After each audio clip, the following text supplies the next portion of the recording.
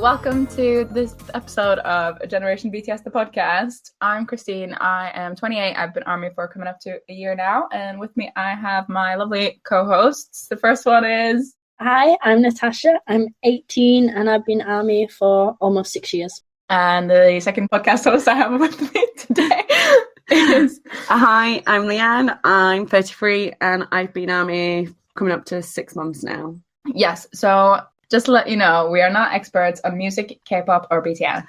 We're just fans sharing our opinions on BTS. Please also be aware we do swear. All right. And today we're here to talk about Oh, Are You Late Too, which is BTS's second ever album, the second one in the school trilogy. Yep. And we've had a lovely time with it over the last couple of weeks, haven't we? We have. I didn't hate it as much as I ate the last one. Okay. Well, that's good. That's good. We're not school haters, everyone, but sometimes Leanne is. Before we start talking about the album, let's do some fun housekeeping at first. We're recording on the day where we had some lovely airport fashion.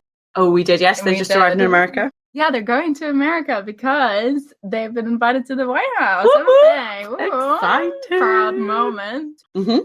So that's good. It'd be interesting for President Biden to meet President Kim Nam-joon. Yeah, it's going to be great. It's going to be a big day for President Biden. I really think so. He could learn a lot. Yeah, he can learn a lot Yeah. from Kim Nam-joon. Yeah.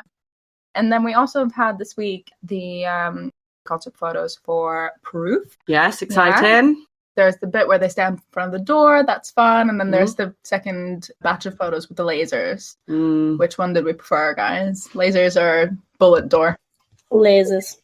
Yeah, me too. Lasers. Same, lasers. Yeah, lasers. I think it's the way of the lasers where it cuts across the eye, right? And where it's lighting the different parts of the face. Yeah, they're a bit cooler. Yeah, they're a bit cooler. Yeah. They're closer up. They are closer up. And that's why they're better. Yeah, I mean, that's fair.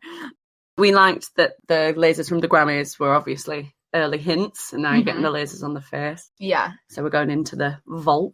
Yeah, exactly. Where the proof is hidden. And we've had some really good Bangtan bombs, like the My Universe shooting sketch. Yeah, where they're shooting in front of the green screen. Yeah, and then there was the Permission to Dance, so behind the scenes one, where they had the one where they couldn't scream. It was interesting, and also charming. Yeah. And then we had my personal highlight, that dance practice. Which was really great. Which was really great, yeah. It was 13 minutes of, bliss. There was a top knot moment. Oh, there's a really nice top knot of Yoongi. Yeah. We're on board. Everyone was very surprised that he picked up the choreos so quick, and he goes like, well, I am an idol after all, and he's very shy. He's very cute. Very swaggy. Yeah, very cute. And we've had the Proof of Inspirations videos. So those have been fun. Get a bit of background on why the members picked the songs that they did for Proof. Yeah, and I really liked that. I think we didn't know before now that Proof was made up of tracks that they all got to pick. Yeah. So now we know which songs have been picked by one and why they picked them. They're cute. Yeah, me too. The Muster DVD's dropped. Oh, so there's been a few... There's been some really... Intense content out there from the Muster DVD. We're yet to receive our copy, though, so we haven't watched all of it. Yeah, we've seen the clips. And there were a lot, but... we are looking forward to having the physical DVD arrive. Yeah, and the full experience of the whole thing, put together as it's meant to be put together, not just shirtless moments. Yeah, not just shots of two of his shirt off. Yeah. Well, also they have appreciate those as well. Yeah, they have their place in life. Yeah, they did. Anyway, shall we move on to why we're here then? I'm not going to do a big intro today or a bit for this one, just because this album came out 3 months after the Too Cool for School. So yeah, I don't think there's any point really. So I think we're going to get into the song by song discussion pretty quickly. But I'll just say, first of all, the album came out on 11th September 2013. And it peaked at number 4 on the Gaon Weekly album charts. And it was ranked the 55th best-selling album of South Korea on the album charts for all of 2013. Yeah, it did quite well. It sold 34,000 albums in that year. And I think now, as of 2019, it's at about 200,000 copies. Yeah. Right, so I'll read a A little bit from the Big Hit website blurb. So according to Big Hit, this album offers the message that you must find your happiness and your own life before it's too late. So they're getting at, obviously, that you shouldn't just have your teachers and parents tell you what to do. You need to find what's important to yourself. And then they say children are raised as studying machines without a chance to think about the future. I guess they think about the future, but not the future that they want necessarily. It's the future that's going to be like safe and beneficial for them, according to the parents. Mm-hmm. And then they also say a world where classmates are not friends, but competitors trying to trample each other. And the album then also talks about the effects that such a hopeless life has on today's teens. It's a bit of a dark one, I think. Well, that's what they're getting at anyway. They're really trying to stick it to the man or stick it to the haters and be able to pursue their own interests and their own dreams. Yeah, the haters and the teachers and parents, they get it in this album, really.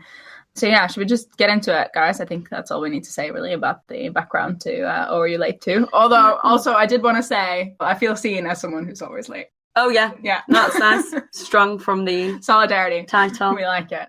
I think it's the same. Sonically, it's the same, right?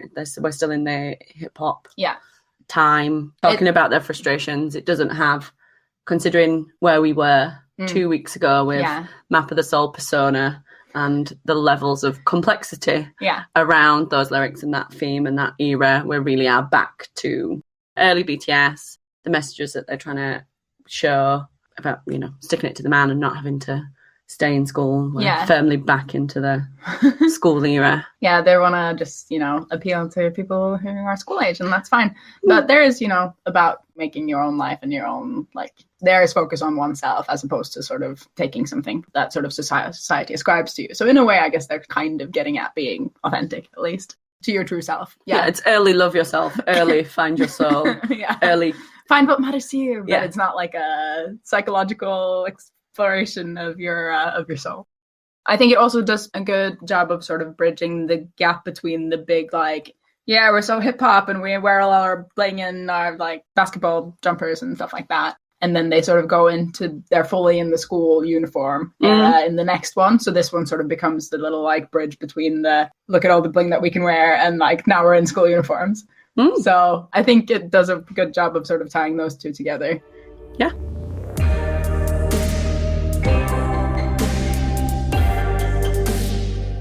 So yeah, should we get started, guys? Yeah, so the intro was written by P-Dog and RM, and it was produced by P-Dog. It comes with 2 comeback trailers.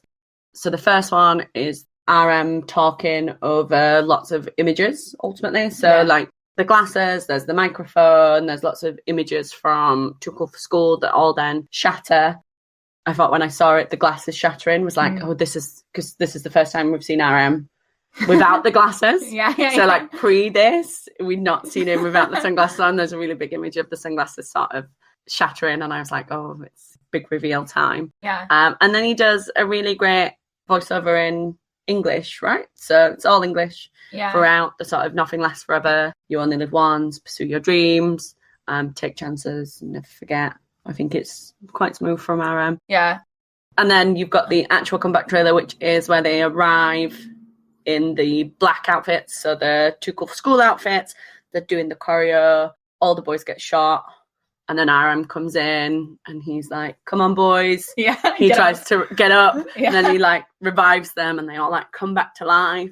Then they do a bit of more choreo in the black and then the shirts get ripped off and they're in white.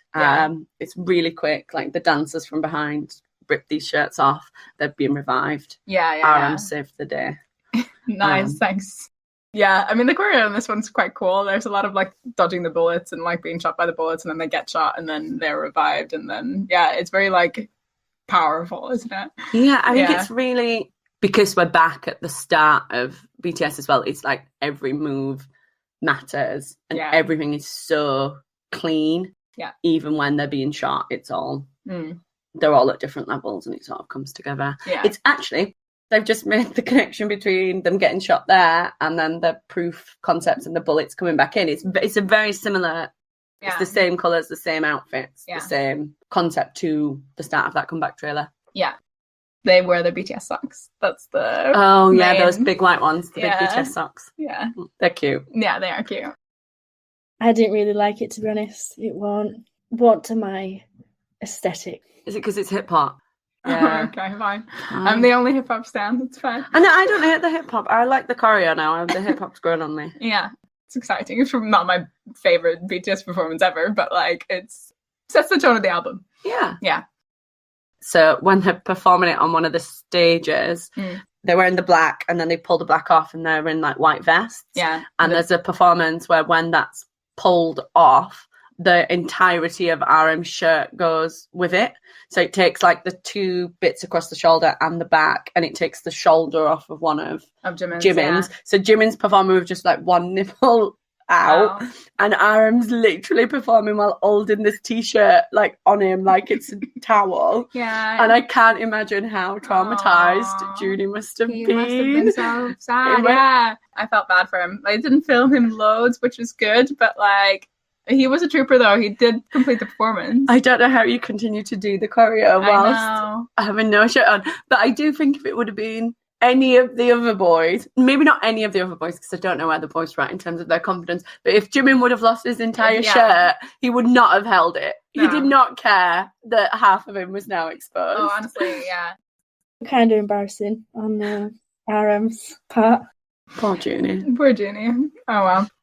Yeah, there's a rap bit from RM in Korean. He talks about living your life, following your dreams.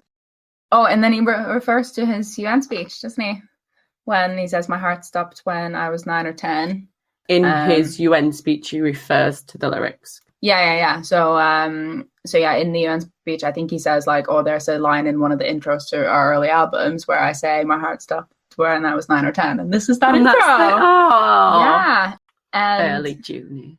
Yeah, we talked about it when we talked about Map of the Soul, but that's when he sort of stopped looking up at the sky and like dreaming and started worrying about what other people thought and like tried to start living to suit their expectations instead of like living according to his own dreams and his own wants. Links in perfectly with the lyrics, I think.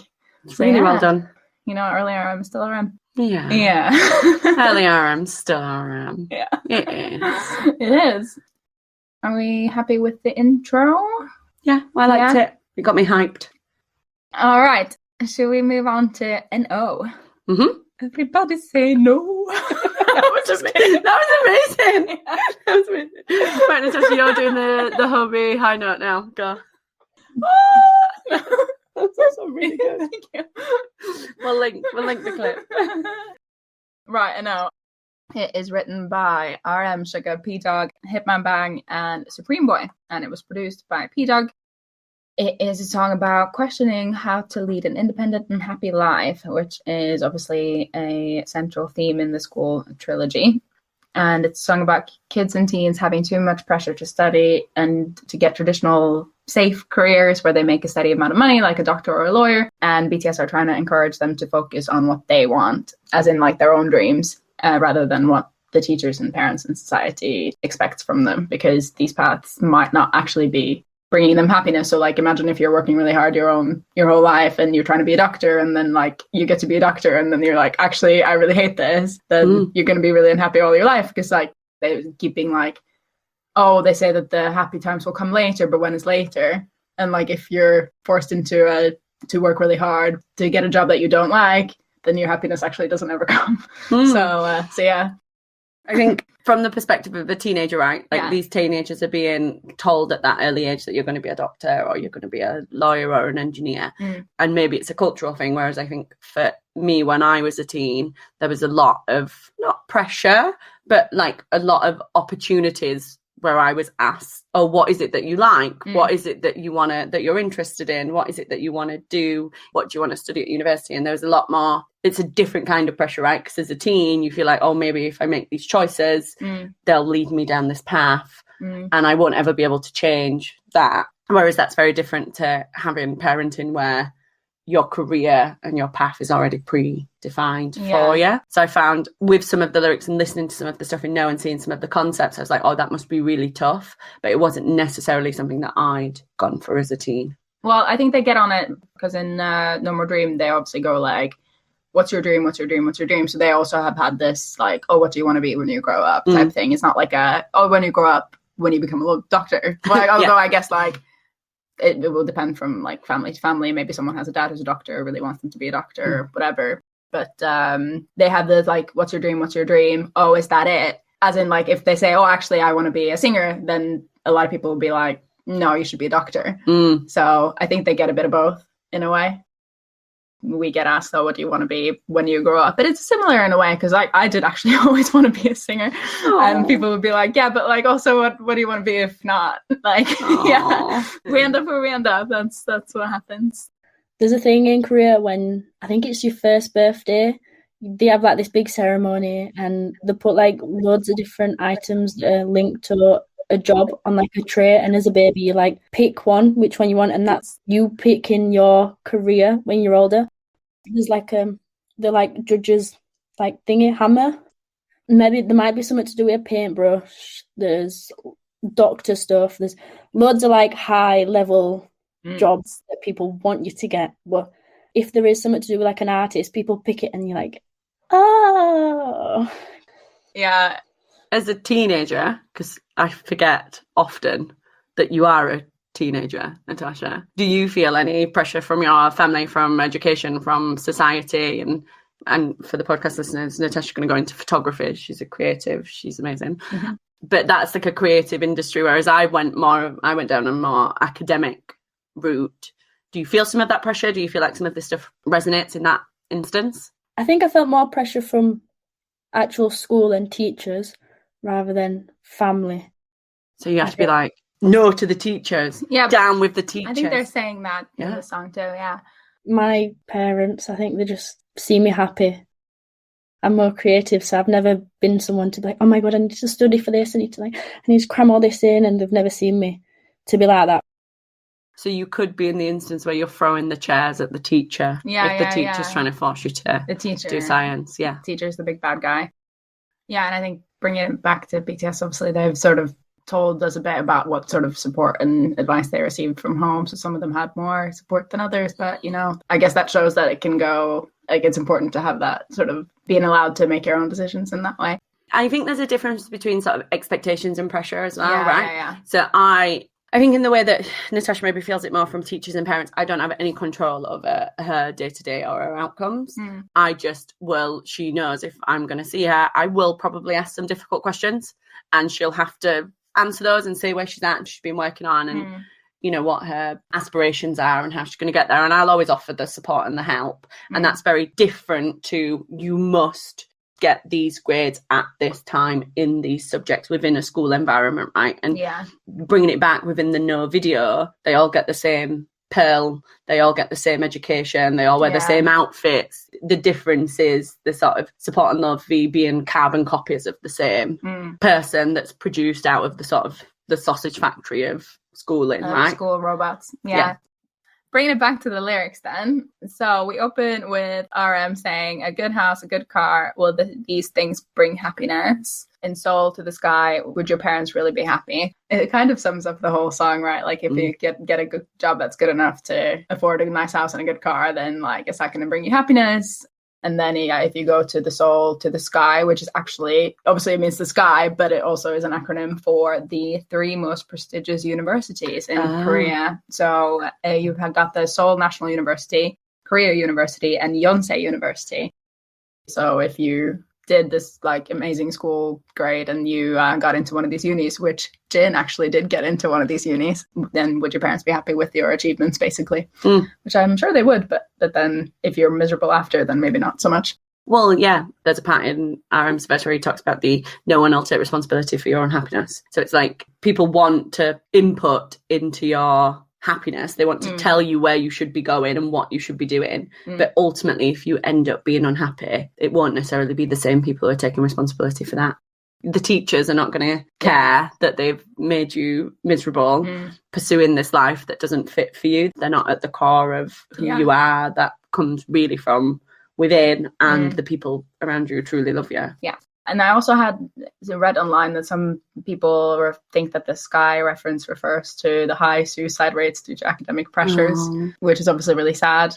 But yeah, really I guess sad. It's a really dark read of these lyrics, which I guess it could also just be about the universities. If that is the reading of the lyrics, it really is at the forefront of mental health issues for young people, right? Because you've got to put it within the context of this is, 10 years ago. So this is 2013 when they're really pushing these messages of how the pressure and expectations that we put on young people is not acceptable. It's not acceptable, and young people have mental health, and that needs supporting and growing. And it really circles back to the beauty of BTS, right? If you can't find love and support from your family and your teachers or people around you, you can find it here. They're not there yet, but come into the magic shop, we'll take care of you. You're always safe here. You can be exactly who you are here. Yeah. You can be a bad bitch if you want to be a bad bitch. Yes. Dancing in the mirror. You can speak yourself. You can speak yourself. Yeah. Speak yourself. Exactly. That's right. And yeah, I don't know. I've got friends. I've got acquaintances that will say that BTS saved their lives. So that's... Yep, I've seen a lot of people who have said that. Yeah, I think that's what, they're getting at, the sort of feeling like this is sort of a safe harbor. So JK starts off the rap bit, which is fun. He goes, "Dream is gone, no time to breathe. Schoolhouse and PC room is all we have."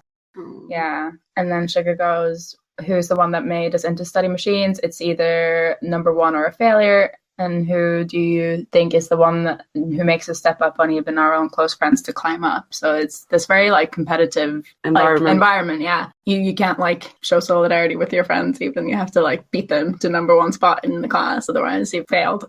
Yeah. Number two is not good enough. Yeah. And then in the choreo, that's when he sort of climbs up on the pyramid. Yeah. So they obviously show that through what they're doing on stage. There's a lot of literal choreo in this album. We will get to that when we get to some of the performance. There is a lot of literal choreo. That's one that actually kind of the whole choreo helps the lyrics sort of hit, I think. It links back to the blurb. Then B and JK do the little pre-chorus thing, and they say, "Adults tell me that hardships are only momentarily, to endure a little more, to do it later. You have to work hard now so that you can be happy later, but when it's later," I'm even if you don't, and you don't have the guarantee that you will be happy later, because you've not been allowed to explore your interests, yeah, your hobbies, your passions. Yeah, exactly. And then we go into the chorus where they do the "everybody say no," but no. And they do the hand for. Yeah, I mean, if everyone says no, then obviously the society can't work like that anymore. Because if everyone says no, actually, I don't want to try and be number one, then yeah. If everyone resists, then it will stop. So maybe that's the only way that they can get out of this sort of situation. Then they say, "It can't be any later, don't be trapped in someone else's dream." And then they go, "We roll, we roll, we roll." And they do the body roll. They do the body rolls, yeah, exactly. I think they might have just put that lyric in to get the body rolls in. Well, yeah. I'm not unhappy about it. No, me neither. And the next verse where J-Hope goes, "My unhappiness is past its limit." And RM says, "Adults say that we have it so easy. They say I'm on my way to happiness. Then how do you explain my unhappiness?" So yeah. Beautiful. Yeah, really good. Yeah, it definitely gets across the message, I think. And then they go into the chorus again, and then there's a big dance break, and there's not really any more lyrics after that. But yeah, I think it also hints at the topics that we're going to start to go into. Yeah, the ones, anti-society ones. Yeah, exactly. It's definitely one with a political message, which obviously BTS are they do that sort of song, and I don't think a lot of other K-pop bands were doing a lot of big political messages, especially not at the time. So that's good. Anyone have any thoughts on the lyrics? I really like them. I think "No" is a really good lead single, and you can tell why it's the lead single. It really fits within the era, it fits within the message, and then it's driven by this sort of let's all get together and stick it to the man. Yeah. I really like it. Yeah, it's good. It's a good follow-up from "No More Dream," isn't it? It is. The lyrics to me were... if you read into it, is definitely better than the actual sound of the song. Personally, I don't love the song, but the message behind the song is definitely a lot better. Less cringe than "No More Dream." Same level of cringe. Yeah, it's a better song and better lyrics, but it does sort of hark back to "No More Dreams." Yeah, it's an evolution from there. Right, should we talk about the music video for a bit? Mm-hmm. The music video, I guess I forgot to say at the top that NO actually also stands for no offense. So the music video is set in a dystopian school, so the teachers have the paint on their face and they look very Matrixy, I imagine. And then the students are all, to Leanne's point, they look identical. So they've got the like bowl haircut and because of the coconut. Yeah, a lot of the coconut here and the white makeup. There's sort of mechanical robotic. There's like this futuristic whiteboard and the desk with the red writing on, which really reminded me of that scene in Harry Potter where they have to write with their blood for some reason. Yeah. It just, yeah. Maybe that's what it meant. Maybe it was like the blood of the students. Yeah, it's just really red. Blood, sweat and tears. Yeah. Oh, yeah. All that. They're putting their blood, sweat and tears into this schoolwork. Is it worth it? Yeah. No. I know. No offense. Okay, and then they sort of start to fight back to the teachers, right? They sort of start to malfunction as the robot students, and they start fighting back, and then the classroom explodes, and then there's this break where they're in the white outfits instead of the, like, school uniform things. And then they walk down the stairs, and they've got the string players on either side, and then they start doing the choreo. JK looks super angry, I've written. Jimin has coconut hair. Yeah. Both things are true. And Suga is no longer a bronze baby, but I think this just teaches us to appreciate what we have when we have it, right? Yeah, Squishy Min Yoongi, it's a shame that he's not a bronze baby anymore, but it's a real lesson in gratefulness. Yeah, it really is. Sorry, we just found that hilarious. If you haven't seen the clip, I recommend you do that right now and then come back and listen to the rest of the podcast because it's great. But it's the Squishy Min Yoongi Guide to the NO Era where she talks about the stop of Suga's contouring. So no longer a bronze baby, but it just teaches us to appreciate what we have when we have it. And he's got this weird kind of scarlet hairdo with the curling iron curls and the bandana tied at the front. It's weird but cute, I've written, but also he's trying to be all badass rappery and it just doesn't really work. And then also he's got this awful fur coat on, which fire that stylist, please. Yeah, some of the looks in nowhere. None of the looks. Sugar's is the worst. Yeah, Sugar's is by the worst. far the worst. Yeah. Sugar's is the worst. He's got like 15 chains on. Yeah, they all have 15 chains on. No, Sugar's got the most. Yeah, he does. He was always the most iced. I don't know if he's like insisted on being the most iced. Yeah, because he's he's the lead rapper. Baddest. Yeah. Get lost. Jin looks quite good in this. Yeah. Yeah, I like Jin in the white coat. RM still has sunglasses. Yeah, they've not come off yet. Jimin still has his guns out. And then the dance break where they sort of fight the riot police and then they launch Jimin into the air and then he does this big fly kick. Amazing. While he's in the air. So they like throw him up and then he lands and then he like goes straight into the fly kick. And it's really, really good. You know, choreography wise, I wrote down Tay does a great job with the body rolls because that's like mainly the thing that he does. Yeah, and throughout the album he works on props. Tay on props features a lot. We'll get back to that. And then there's Suga climbing on RM and Jin. There's also this bit where, like, just before Jimin does his big fly kick, the fight with the riot police who are the dancers, and then they all, like, get, like, put in... Oh, when they all go onto their knees. Yeah. Yeah, that's a really great day. Yeah. I'm happy about that, where they're all on their knees with their arms behind their back. Yeah, that's fun. Good. Yeah, that's really great. Yeah. Do you want to say anything about the music video, Tasha? Just something to add to yours, looking through the pictures in the album. So you said that RM's got his sunglasses on still, and Sugar's got his chains.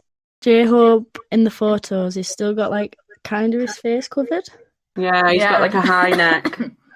That's like, and then the pictures in their album is literally like further up, like holding on to top of it, so it like covers more of his face. Oh gosh, yeah. He's got the like the roll neck all covered. Oh, that's a really soft transition away, isn't it? Yeah, but you're right. It definitely. Oh, Hobie. Yeah. Jimin's giving a bit of ab. Jimin's got his abs out. Yeah. Yeah. No, you're right. Actually, yeah. This is on brand for all of them. So we've got sunglasses, we've got abs, we've got half face covered, we've got bandana tied at the front, and then JK looking like he's tan. Yeah. On brand. Yeah. Yeah. RM's Afro Air, which then once they start to get more popular, gets called out for cultural appropriation. There is a lot of like future things that do get pulled up for like cultural appropriation or whatever. It's a problem in K-pop in general, isn't it?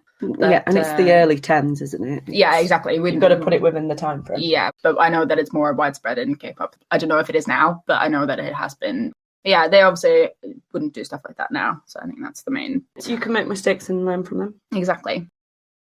Performance-wise, we watched the Mnet comeback stage that they did on the release day of the album. Mm-hmm. Yeah, they do the choreo and yeah, it looks good.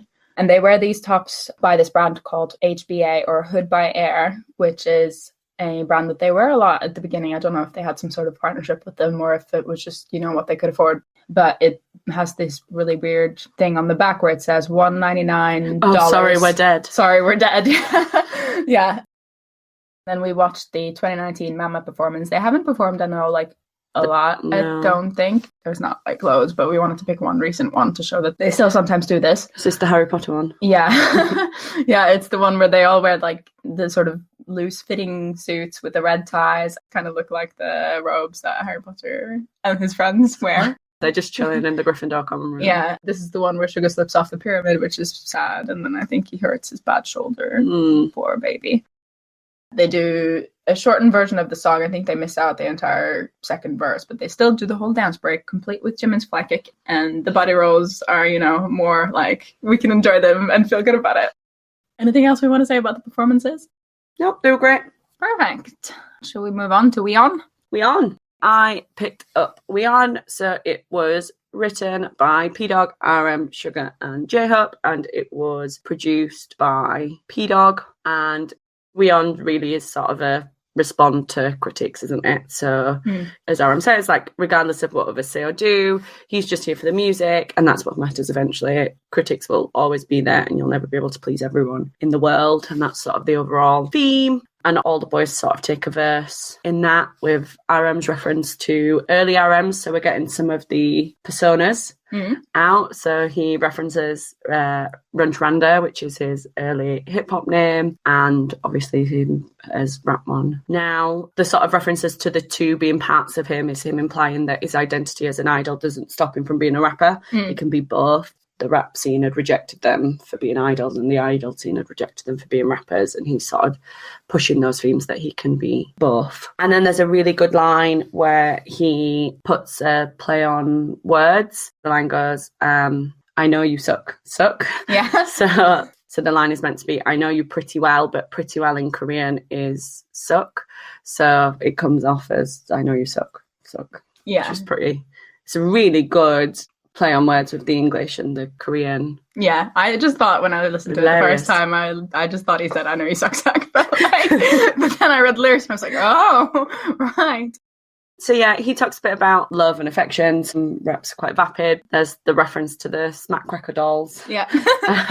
Which I was sort of confused about. Did you get any? No.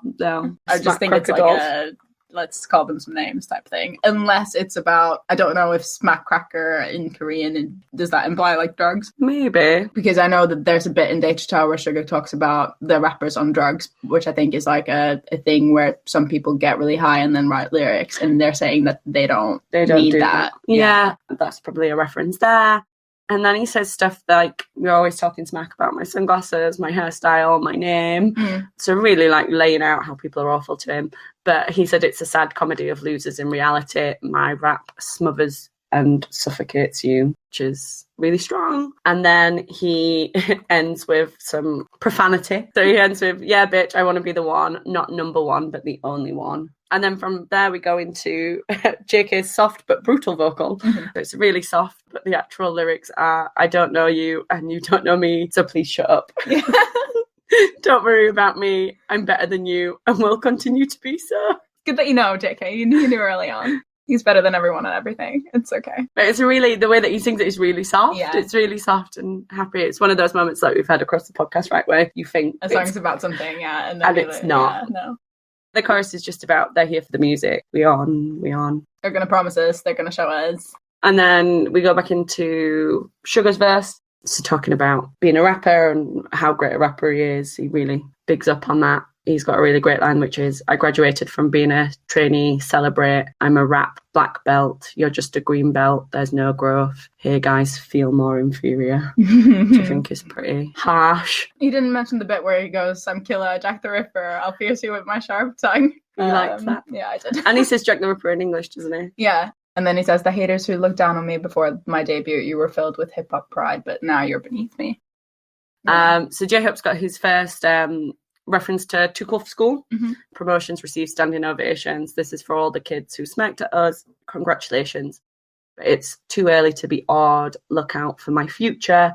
I'll go towards the path. The path. The path. We know what the path is. I'll go towards the path of my success as much as you looked down on me. And then we've got the final chorus, and then it sort of wraps up. So when I read through the lyrics and I was looking at this, I thought that RUL8 2 came out much later, but it didn't. When you said, it only came out 3 months after Too Cool for School, I was like, surely they weren't like this successful that like 3 months later they're just like, yeah, we're the best thing that ever happened, down with all the haters, we've debuted. They sold 24,000 copies of Too Cool for School, and yet came back like they were the best thing that had ever happened to K-pop, which is true now, but I think at this point in time was potentially not true. Yeah, bit of a stretch. Yeah, I thought that too. I was like, when he goes like, I took Cool for School, this was a standing ovation, it was great success. I was like, was it really? but yeah, it's good that you felt that way, J-Hope. But yeah, I guess they didn't know about what sort of success that they were gonna experience in the future. So yeah, maybe they felt like it was successful for where they wanted to be at the time. Yeah, and the fact that they got to debut, right? That they did exactly. debut and they went on some of the shows, and they'd been picked up by a variety show at that time. Like, they were making traction. And they got like Best Rookie of the Year or something like that. Yeah, and they got a couple of awards. But yeah, I wrote that it emphasizes the different rap sounds. So like, RM's quite calm in his rap, and Sugar's quite angry. And then J-Hope's like in the middle, I think. And then the background music isn't very elaborate, so it sort of allows them to just show off the skills and show off the lyrics, and like the rap gets to be center focus, I think. Agreed. It's sort of picking up the themes from We Are Bulletproof, which I guess if you can see NL as picking up the themes from No More Dream, We On kind of picks up We Are Bulletproof. Nice. So yeah. It's a good link. What do you think of We On? It's alright. It's not amazing. It's not terrible. Yeah, one of my friends, when I was speaking to him about this album, he said We On was his favourite. So yeah. Only thing I can say is when you're on about they got an award for it, Sugar going up on stage in that awful fur coat. Yeah. Yes! the black and white one. Oh my god. Even worse than the one in the video. And there's the one, RM's got an awful fur coat as well. Terrible fur coat. But it's awful. Sugar's one is probably the worst one.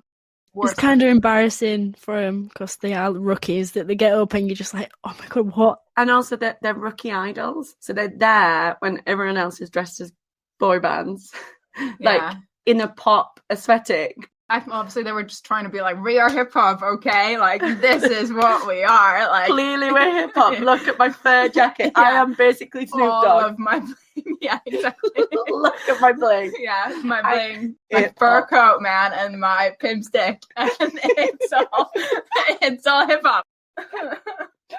I really like in the chorus when RM goes, "Give me that real fact. Give me that." Yeah, that's nice. I like it. Yeah. And they're there for the music. So yeah, that's good. There were a few performances of this, but there's one that we picked out because they were all kind of samey. They don't do any choreo in this. There's no choreo, it's just rapping a lot. And all the ones we found, they were in like these like military jackets. So we think the pilot's performance is nice. Yeah. It's the start of JK fronting all vocals. Yeah. So JK in this album, and you'll be happy about this, we noticed it sort of straight off. Yeah. But JK covers all of the choruses. They switch out parts of the chorus, and JK is always involved. But like chorus 1 will be like JK, and then tiny bit of Tay, and then chorus 2 will be like JK, and then a tiny bit of Jin, and so on till we go through the whole vocal line. But there's no choruses without JK. Which is a big contrast from the first one, which were like they didn't really get to shine as vocalists. They were more like rap, just to be like, we are hip hop. And now they're like, oh, we got some good singers. We've got one good singer. It's JK, and we've got a few others. We've got one good singer, and then we've got some people that can also sing. And they do some props, they do some abs. One of them's quite attractive. Yeah, one of them. 2 of them pretty. Yeah. 2 of them are the visuals as well. 2 of them are the visuals. So yeah, we'll link that performance. But yeah, anyway, I think that gives you a good idea of what all the We On performances are like. Sorry, side note. It's Come to think of it, they've like, they don't want people to look at RM and look at J-Hope because like they think that he's not very good looking when they really are. It's weird that they've then put like Sugar in that big fur jacket. It's like you kind of not wanting people to look at them, but then you're drawing attention to them, putting them in the worst outfits. I know, yeah. And I mean, and they're not helping the situation, really. They're not if they're helping like, the situation. oh, actually, we don't know whether you're attractive enough, but like, what we're going to do is just put you in some really ugly clothes. Maybe they wanted people to look at the clothes and not the faces. Maybe. Yeah. And they always put Jin in like Jin's always just like in the leather jacket with the jeans. Like Jin's always just looking like super casual and super cool. But also a little boring. So if they wanted to draw attention to Jin, then they should have put the jacket on Jin. Yeah, they're not doing a very good job. So that would have not helped his ego. Poor Jin. Poor little Jin. Jin. Yeah. Well, notes to the styling department, I think we'll say. Right, should we move on to the skit? Yeah. So I did the skit, and the skit is produced by P-Dog, first of all. They're in a car, Jake gets to sleep, Tay wants to go to the rest stop, and then Sugar comes in being all sassy, saying, it's 6:30 a.m., do you really think we could go to the rest stop right now? And then they talk about needing the toilet at a fan sign, doing the choreo while needing the toilet. They play a bit of the If I Rule the World beat. RM talks about how he can't come up with any lyrics. He listened to the beat loads. And then JK snoring, and they're all jealous of the sleepy baby. And Hobie asks, even though we're tired, though, we're all happy, right? And then Jimin goes, of course, we're all happy. And RM says, to be honest, I am happy. And then Suga says, after all, this is what we were dreaming of when we were trainees. Oh. We are happy. JK wakes up and they arrive at the rest stop and they talk about, oh, your face is so swollen because you've been asleep. That's the whole thing, really, in short form. They are reflecting on sort of the dream that they had has come true, but they're not 1,000,000% happy all the time. They still like, have stuff to complain about. It gives you a little bit of a, like, we're not our performing selves all the time. Like, sometimes we're in the back of a car. It's like behind the scenes. Yeah, and we're pretty tired and we're pretty down or whatever, but we obviously are still happy to have reached our dream. So they're sort of giving the they're sort of giving that it's sort of credence because they actually have managed to focus on their own dream, right? So yeah. I've only got one note about the skit. How far has Baby RM come all the way to like the lyrics robot that he said he was when he produced all those amazing lyrics for Map of the Soul Persona, and they're absolute just lyrical genius bangers. So the fact that I liked that he was struggling. And I noted that it was Hobie that said, oh, but we're all happy though, right? Like, happy Hobie bringing the group back together. Yeah. Sounds good. So, If I Rule the World, do you want to start off on that one, Natasha? Yeah, I can do. So the next song is If I Rule the World. It's written by P-Dog, RM, Sugar and J-Hope and produced by P-Dog. It's like known that Sugar and RM were kind of like grew up on listening to like 90s hip hop music, and that this song is obviously like showing like a respect or showing like how much of a fan they were to Nas. They listen to that, and that's where their inspiration for their music is, where it's come from. Yeah. If I Rule the World by Nas and Lauryn Hill. That's a different song. So they're sort of harking back to that. RM has said multiple times that Nas is his favorite rapper. Very likely that this is actually the inspiration for the song, although this song, the Lauryn Hill and Nas song, is really quite a deep song. I did listen to it. It's like about, freeing all the sons that have been trapped by slavery and all that sort of stuff. And the BTS song, not so deep. Not deep, no. It's just silly. Free teenage boys wondering what they'd do if they ruled the world. Yeah. So yeah, they're not trying to be Nas and Lauryn Hill. They're just like giving them a little shout out, I think.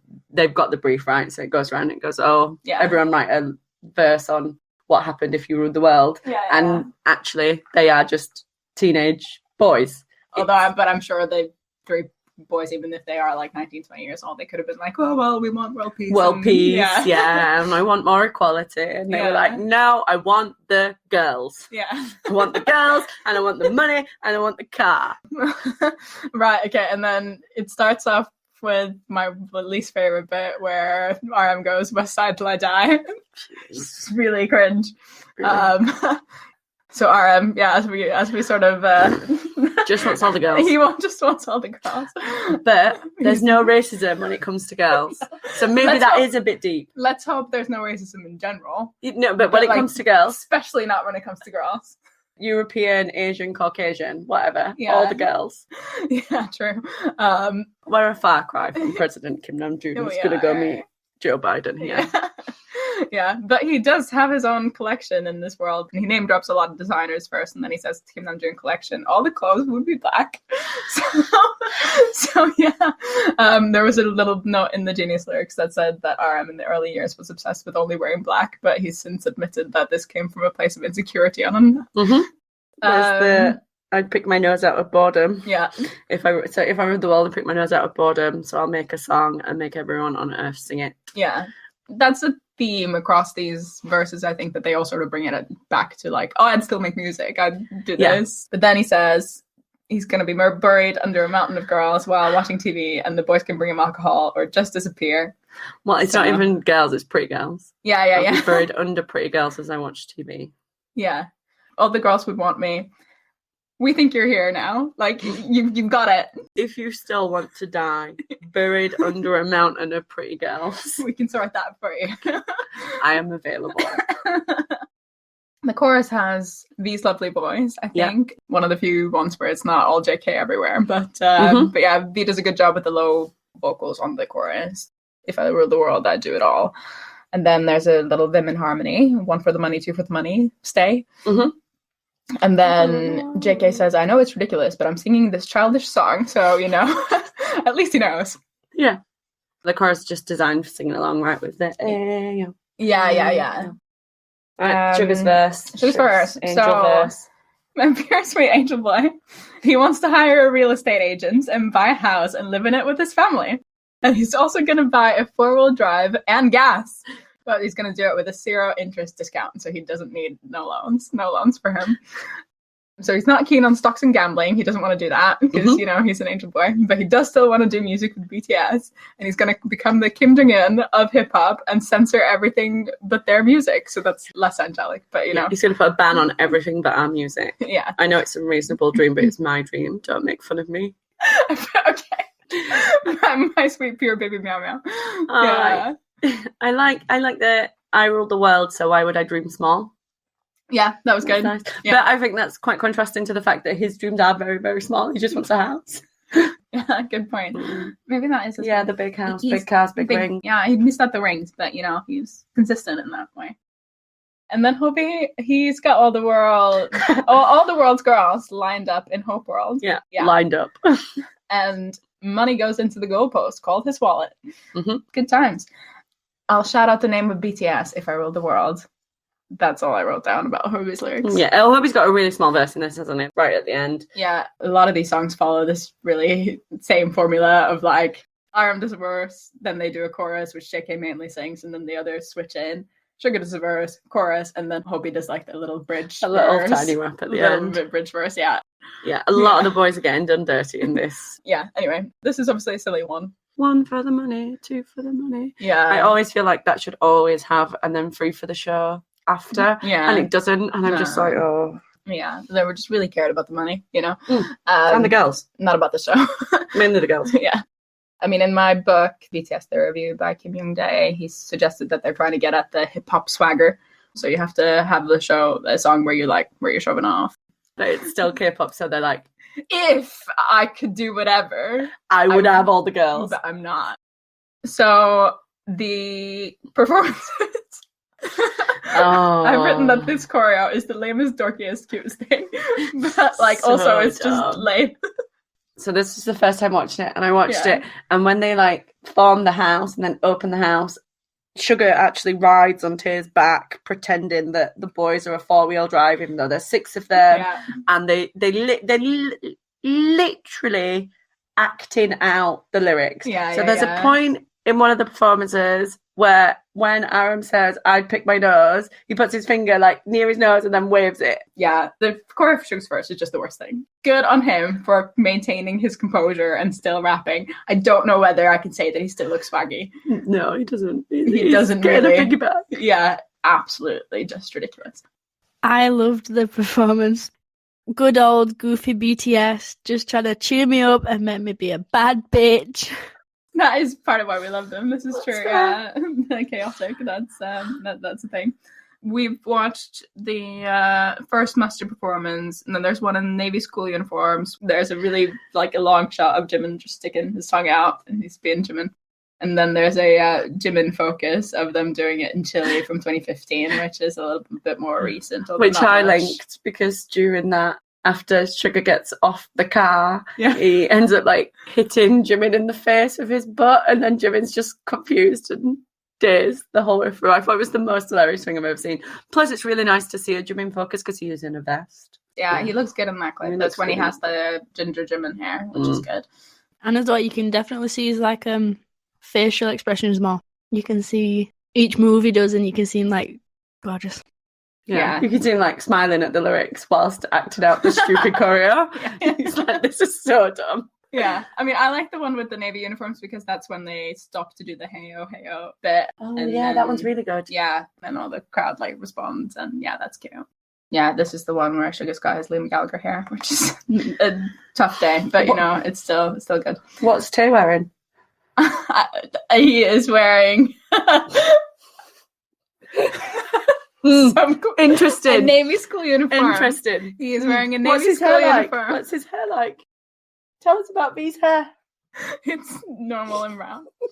I don't know whether that's right. I wrote down the Liam Gallagher hair, okay? I wouldn't have remembered it otherwise. It stood out to me. Never mind. Okay. Right, okay. Should we move on to Coffee? Coffee's your song, Natasha. Take it away. So the next song is Coffee, which is written by Urban Zakpat, P-Dog, Slow Rabbit, RM, J-Hope, and Sugar, and produced by P-Dog and Slow Rabbit. The song is actually a sampling of Urban Zakpat's song, which is like a soft sound of being in a cafe, and it really like sets the scene of what the song is talking about, and it uses a lot of coffee metaphors. It does, yes. Yeah, really deep, complicated plot lines here, guys. Stick with us. Yes. It's a soft boy band vibe song, I think. I wrote down that the Urban Zakapa song called Kupir Masigu. Wow. According to Google Translate, that means drink coffee. So, you know, the lines are all there. It's a running coffee theme. Really. JK starts, baby, baby, you're a caramel macchiato, your scent is still sweet on my lips. And he sings it really well. I mean, it's not the deepest lyric, but he does sing it really nicely. Do you want to talk about Arms first? Dan? Yeah, Aram talks about meeting a girl and ultimately them being broken up now. That she used to be sweet like the caramel macchiato, and now there's references later on that she's become sort of an Americano. And he sort of opens with, girl, I debuted, that's enough, right? I made a bet with the world on how much I'd succeed.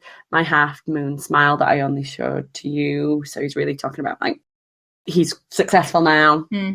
But then it was like, when we dated, I wonder what kind of taste this was. But this cold and bitter aftertaste makes sense that now that you're not here, girl. So she really sort of changes in his flavour profile. Yeah, that's when he's drinking the Americanos that called him bitter aftertaste. Then he's like, oh, right, this is why I remember. Yeah. Yeah. He confesses that now that the love is over, he also says that he stopped drinking them, right? That he stopped drinking macchiatos, paralleling how he no longer feels the same.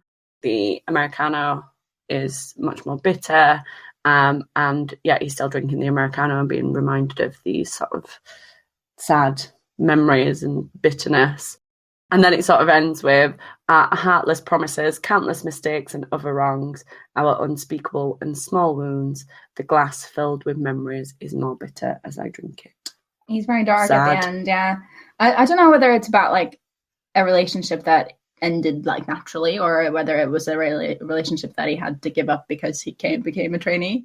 We obviously talked about well, I debuted, that's enough, right? Like, oh, that's enough. Like, I don't need a relationship because I've debuted. Right.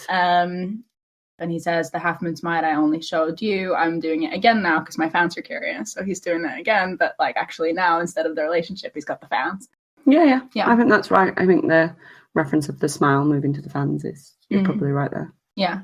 Then they do the chorus. So that's Tay. He does Baby Baby, you were warmer than the scent of a cafe latte. Both of the chorus bits end on Baby Baby tonight. And I'm always like, what's tonight? I want to know. Does anyone want to do Sugar's verse? No, I think you should do Sugar's verse. Yeah. Okay, I will. He talks about the awkward texts and calls that sort of led him to his first date with this girl. And he was really nervous, but then they naturally turned into lovers. Our first date was sweet, like a caramel macchiato. Wherever we went, we wanted to go together. And yeah, he made me feel the feels again. And then he said, feelings fade with time, like dripping down espresso. Breaking up was like a bitter Americano. My memories still go to that cafe. And he has a bit about why did I bite my nails? Why was I so nervous? Yeah. I think similar to the If I Ruled the World brief, they literally got like a... You must write about a relationship, make it coffee. Basically. Yeah. JK does some lovely ad-libs over Sugar's verse. He does. Yeah. Do you want to do Hobie's verse? Yes. I've only got a bit for Hobie's verse, but it's sort of... I'm assuming Hobie's got a smaller verse. Hobie's... he actually references the girl as a minty coffee. Yeah. So he's like, I remember we chose to break up after promising our futures together. So I think that's probably not connected to debut. It seems like an old breakup. But as I drink my minty coffee that reminds me of you, I used to think of you, rewind. A lot of time has passed, and these days I sometimes miss you. I wonder why. Yeah. So again, you're sort of getting this reference to bitterness. Yeah, I think that's it for coffee lyrics. Anything to add? It's definitely my type of song. I can vibe with this one. It's a lovely, sweet song, isn't it? Like, I do like it. Right. Performance-wise, Natasha, do you want to talk about the first one where they sit down? Because it's basically just like JK all the time. JK and his 6 backup members.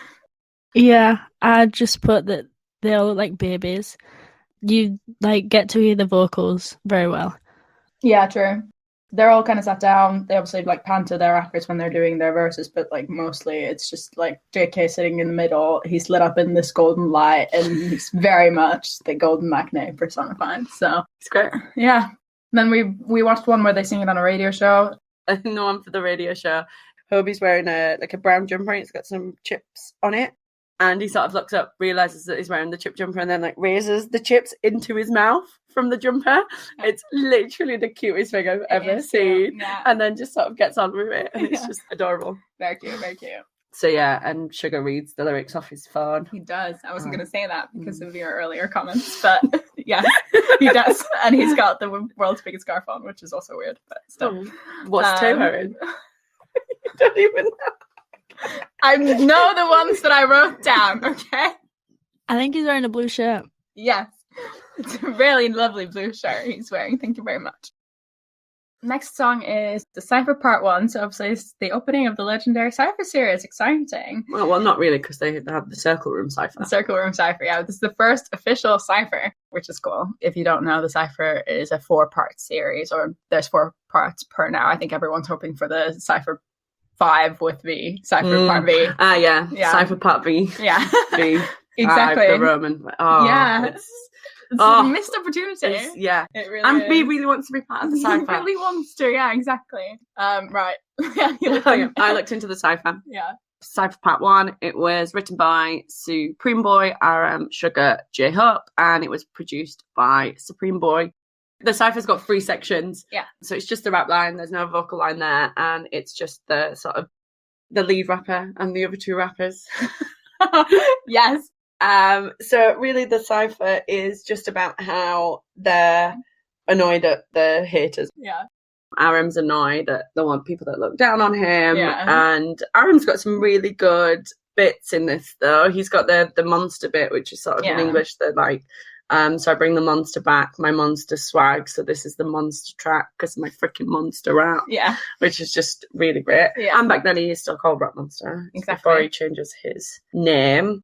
So yeah, there's some references in there about him being like a third generation leader. He's going to lead. I liked that they mentioned the word generation. I felt like that was us. Yeah. This is a generation change, I'm saying. I was like, yeah. There is a reference in there that he's got to Hong Kil-dong, which is ultimately based on a North Korean historical drama. It's the story of Robin Hood. He's like a Robin Hood-like bandit. So stealing from the rich, giving to the poor.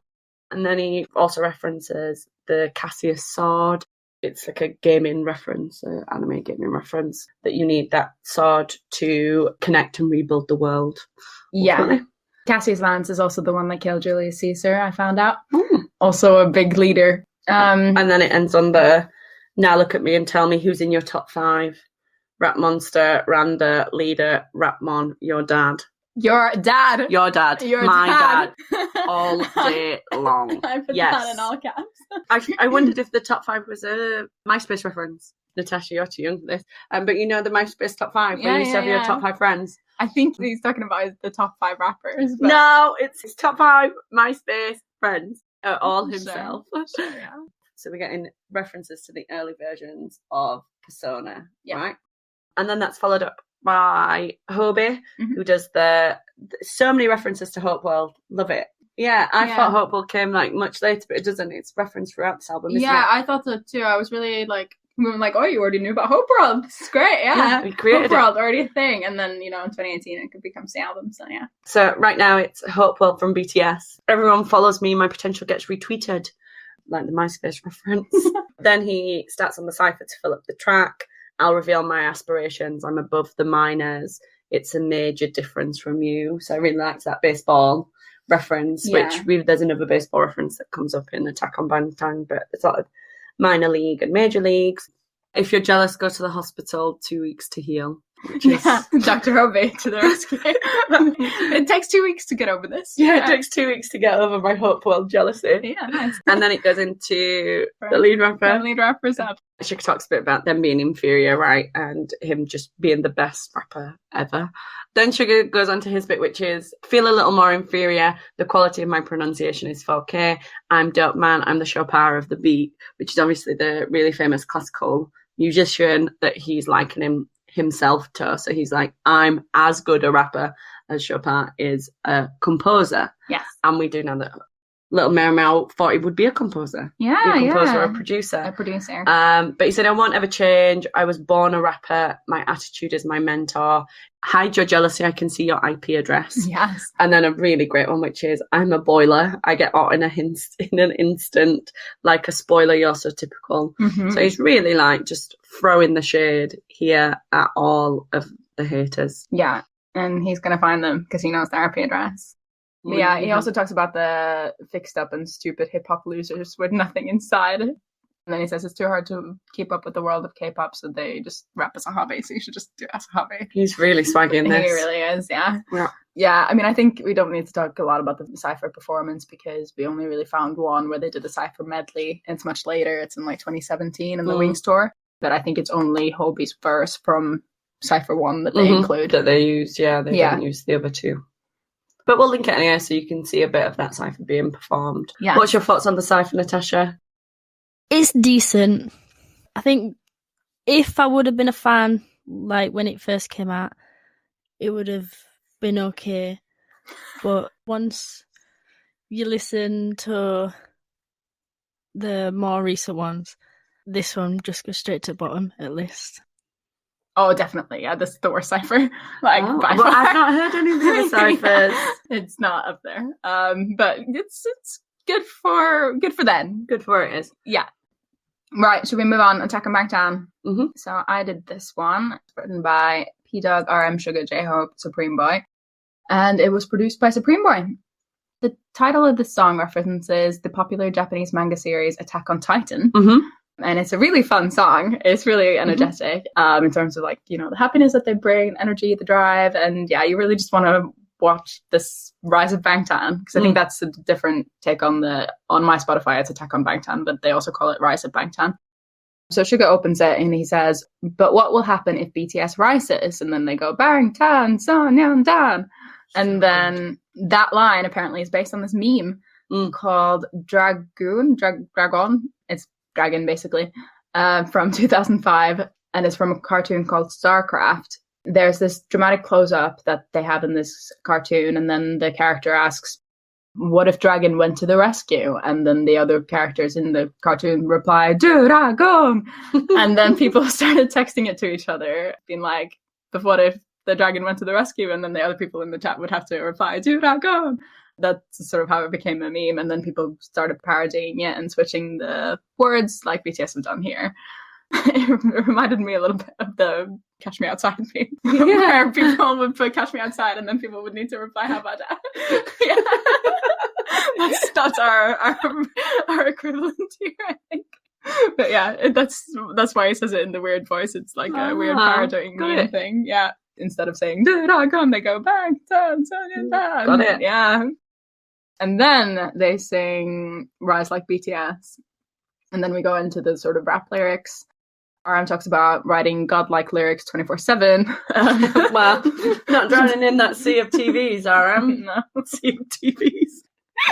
Drowning in a sea of girls watching TV. Yeah. Okay. And he's sweeping away the rap retirees. And Hobie's hitting home runs. That's another baseball reference again. And he says he is Kang Baek-ho. And apparently Kang Baek-ho is a character from a manga called Slam Dunk. Oh, which, is one of Suga's favourites. Yes, that's correct. And it seems to be some sort of basketball champion, this character. Oh. So that's why he's being the Kang Baek-ho on stage. There's the big pre-chorus where they like jump around, goes, are you ready to go crazy? Ready to jump all you can? Mm-hmm. Tighten your stomachs and take a deep breath. Let's scream now, basically. And that's what they do. And then they go into the chorus. Who are we? The rising BTS. We swallow everything without fear. And apparently the swallow everything fear is also a reference to the Titans on the Attack on Titan cartoon because they like swallow their prey.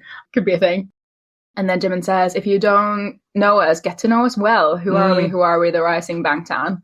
So yeah, that's the chorus. JK's rap comes in. Still does some rapping. Yeah, he still does some rapping on this album, which is nice. And he says, but when our music starts, people go crazy, go nuts. Our style is No More Dream.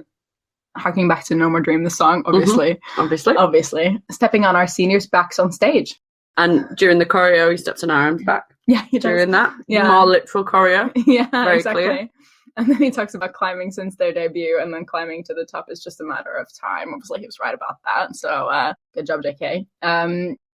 Yoongi's got a sensual rap banquet. Yeah. That will make you run out of breath. And now for an installment of the lyrics that we thought were in Korean, but they're not. They're in English. He actually sings Can't Nobody Hold Me Down at one point. Yeah. And then he's on top of the beat and a manly man. And he has a manly man style on top of the stage. He's a manly man. He is a manly man, yeah. Not a little meow meow. Well, he's not too.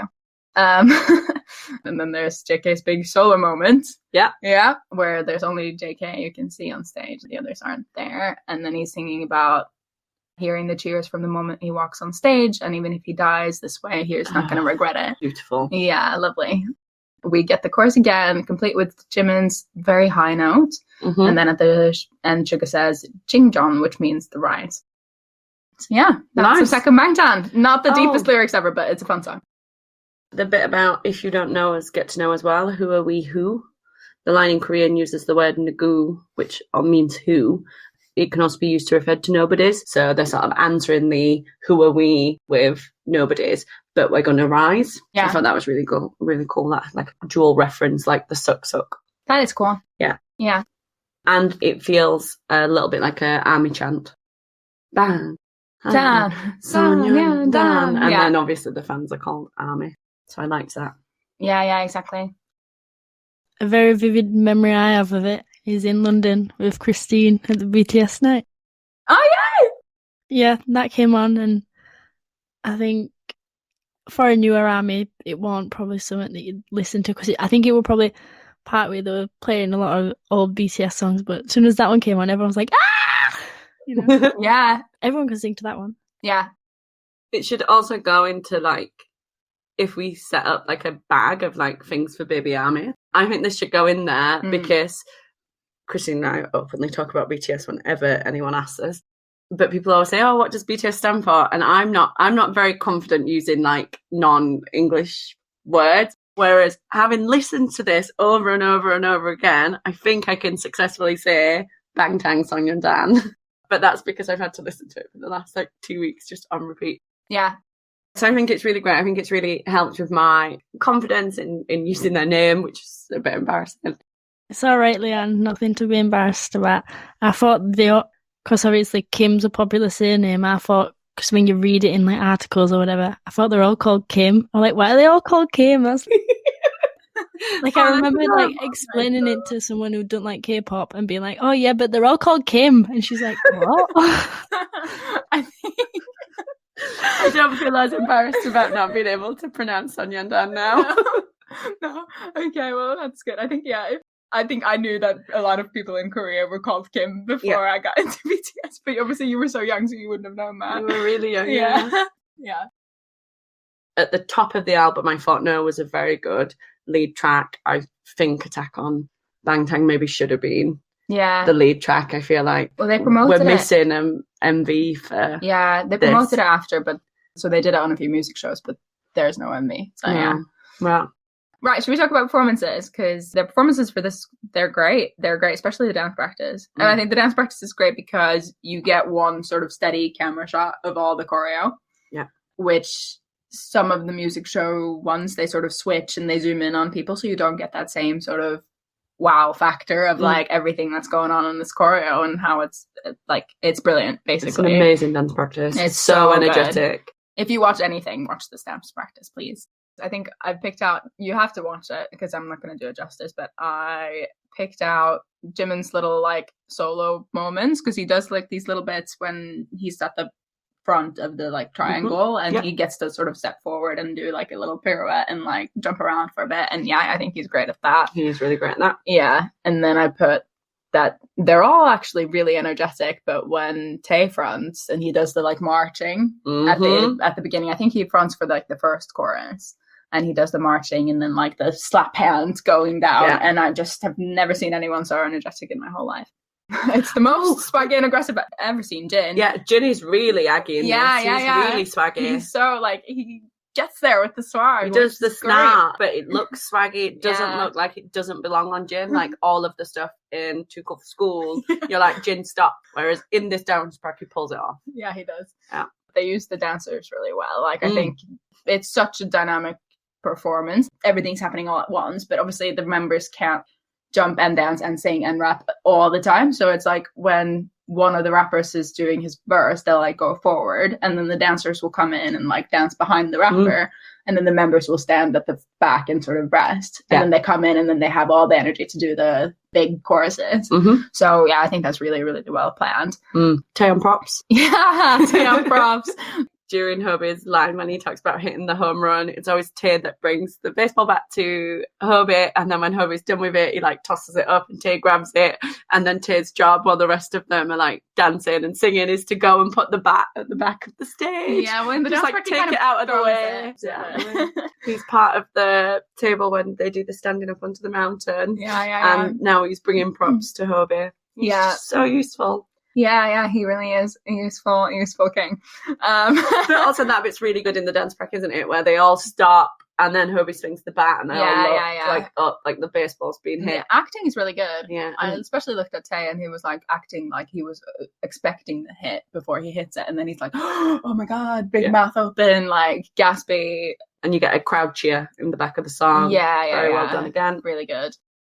And then there's the bit where JK, when he does his rap, he like comes out and then all the other members and the dancers sort of line up and then he sort of kicks them down. Brilliant. Yeah, he sort of kicks them down. They all sort of lean back, and then in the dance prac, Suga then jumps over the like leaning people and really then high jump. Starts his rap and he jumps really high. Yeah, I'm really proud of him. Energetic king. But he jumps over them in the dance prac, but he doesn't actually do that in the performances that we've seen but it also doesn't seem like they really make it down, like, because in the dance prac they're quite low to the ground and in the performances they're not as low. There's also a dance prac, Bangtan Bomb, where they're all just like dancing around, being a bit silly. Jimin does a bit fronting. RM does a bit being dance monster. Yeah. And Sugar just looks at himself in the mirror. It's really great. He's just in the back, just checking himself out. Yeah, it's really brilliant. He's fixing his hair, man. And then we watched a few others. There were a lot of performances from music shows of this, but we took the one where they were in the camel outfits because we liked those the best. We'll link it. But yeah, they're doing the same choreo. So yeah, if you want to see it performed, then I would recommend that. But if not, you can just stick to the dance practice. They still perform this, so they performed it like... I think it's a really good one to still perform as well. Like, clearly it's a fan favourite. Yeah, it's definitely one of those ones that has been like a big ARMY song. But yeah, they did it at one of the Love Yourself tours. They did it in 2016. We watched a performance of the Japanese version. The Japanese one where they all look amazing. Yeah, the styling in that is just incredible. Oh, so good. Jimin's thighs in them jeans. Oh, yeah. All of Jimin, honestly. Oh. Because it's correct. Like the jeans are there, but there's not a lot of jean there. They're really big cutouts. Everyone has those in their jeans, but I think Jimin's are the biggest. Well, always. Jimin's always has to be showing the most amount of flesh. Yeah. So yeah, Natasha, did you have any thoughts on the performances all together? Did you love them? I did enjoy them very much. It's a nice song to listen to and something to look at. With some songs, you don't really like it, but then you're just watching it, just try to see. But then you're like, this one, you can still dance along and be hyped up with it, but still get a good eyeful. Oh, definitely. Yeah, I genuinely, I think I've watched this Attack on Bangtan dance prac like every day since we found it. So yeah, it brings me joy. Yeah, in the Japanese performance, even though they're not doing the choreo, there's the bit in the middle, isn't there, where they all stop and do the body roll together. The gyrating. Yeah, they do the gyrating. We were quite shocked. We were. When we rewatched it today, I was like, oh, this one was not meant to have any choreo, but they do take the time out to stand in a line and do a hip thrust. Collective hip thrust. They're doing God's work. It's good. Right. Shall we move on to Paldegangsan? I think I said that almost right. Or we can call it Saturi rap, which is basically one where they rap in their dialects, which is quite interesting. So yeah, I'll talk for a while about this one, I think, just because there's a lot of hidden meanings in the like dialect words that they use and stuff. But if you want to get a proper explanation from a proper Korean, there is a clip online that's like Paldegangsan explained. So I'll take most of my information from that. But if you're keen to know more, check that out. So Paldegangsan, the title means our land or Korea. So Paldo means the 8 provinces. So Pal is the name for 8 in Korean, whereas Do means province, so Paldo. 8 provinces. It's a word that comes from the Joseon dynasty when they had 8 provinces because Korea was a whole country, whereas now 2 provinces are in North Korea and 6 provinces are in South. And Gangsan means beautiful mountains and rivers that are found in Korea, basically. And they are rapping in Saturi, which is the Korean name for dialect, which is, according to my book, which I've talked about, it's unusual for the idol scene to sort of show those regional flavors. And for like Korean pop music in general, really, idol music normally highlights the sort of trendy and downplays regional flavors, but this song is quite loud about sort of regional identities. Yeah, it'd be like a song in a northern accent, right? We don't have very much of that. Most Western songs are in... We sing in a non-accent way, yeah. Right. Which is weird to me because in Norway, singing in dialect is very common. Like, it would be very strange for someone to adapt their dialect to sing. That just wouldn't happen. Yeah, I remember thinking that because when I was little, I always wanted to go on Idol, like the show. And they always used to do like a Norwegian week where you had to sing in Norwegian. And all the songs that I could think of in Norwegian, I couldn't sing because they weren't in my dialect. Oh, wow. But yeah, apparently in Korea as well, you sing in the Seoul accent. Yeah. The Seoul accent. And also when BTS do content, they do it in the sort of standardized Korean is what they call it. According to the book, again, it's an effort to sort of be authentic and sort of show their roots, which is obviously a lot of American hip hop will be like, I'm from this and like I'm from the West Side and blah, blah, blah. From blah. the Bronx. Exactly, I'm from the hood. Have you ever said I'm from the hood before in your entire life? I'm not. Never mind. It's just so swag now. So yeah, I'm connected with my swag persona. Yeah, so it's sort of way that they come across as authentic, which obviously was a big part of what their focus was in the early career, and probably still is. So yeah, even though it highlights regional flavors, it has a unifying message of getting rid of regional conflicts that come up in RM's verse, which is delivered in the standardized Seoul Korean.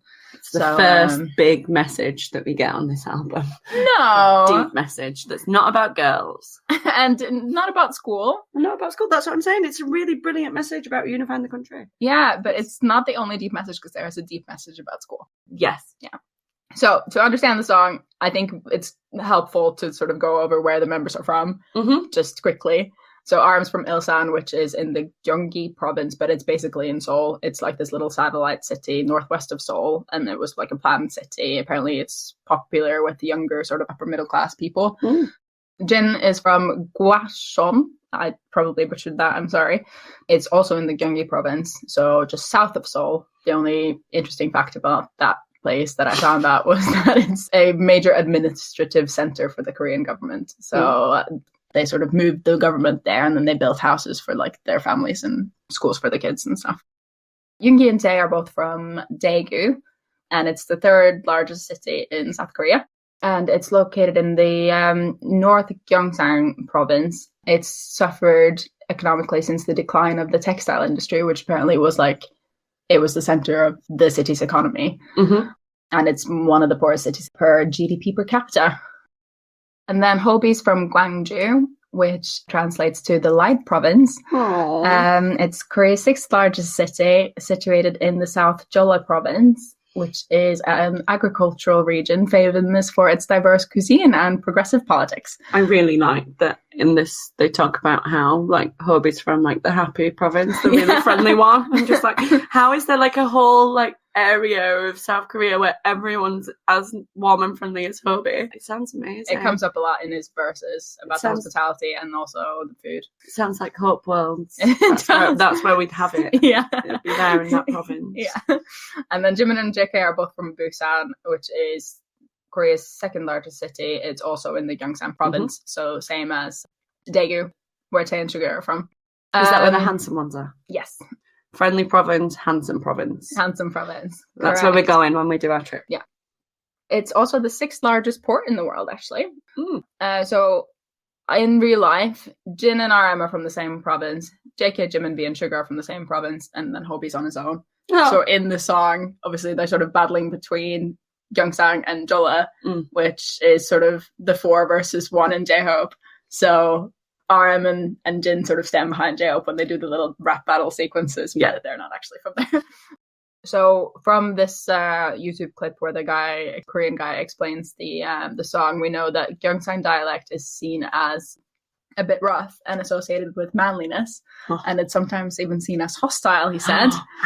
Angry, yeah. Like Northerners. Yeah, maybe. And then the Jeolla dialect is, they sort of talk really fast and then they raise the accent of the last syllable, which I think if you listen to J-Hope's verses, you can really tell that he's doing it. I'm not going to try and replicate it because that would be bad. I believe in you. No. Yeah, it's seen as very friendly and inviting, as Lance touched on. So lyrics-wise, they open on the chorus. It goes Seoul to Gangwon, Gyeongsang-do, Cheongchung to Jeolla. Wow. Yeah. You can bring that up in your Korean class. Yeah. So those are the provinces in South Korea. And then Jimin uses this expression, which is very popular in Gyeongsang, where he says, Ma mora kano, which means like, what are you saying? So ma is apparently a way that they sort of normally address a person, and mora kano, which, what are you saying? And then Hobi comes in at the end of the chorus, sort of speaks in Jeolla dialect and says, tell them that we have come, we're the real hot stuff. Yeah. And then Suga opens with his rap saying that he's from Daegu, and then when he does it, he puts his arm around Tae.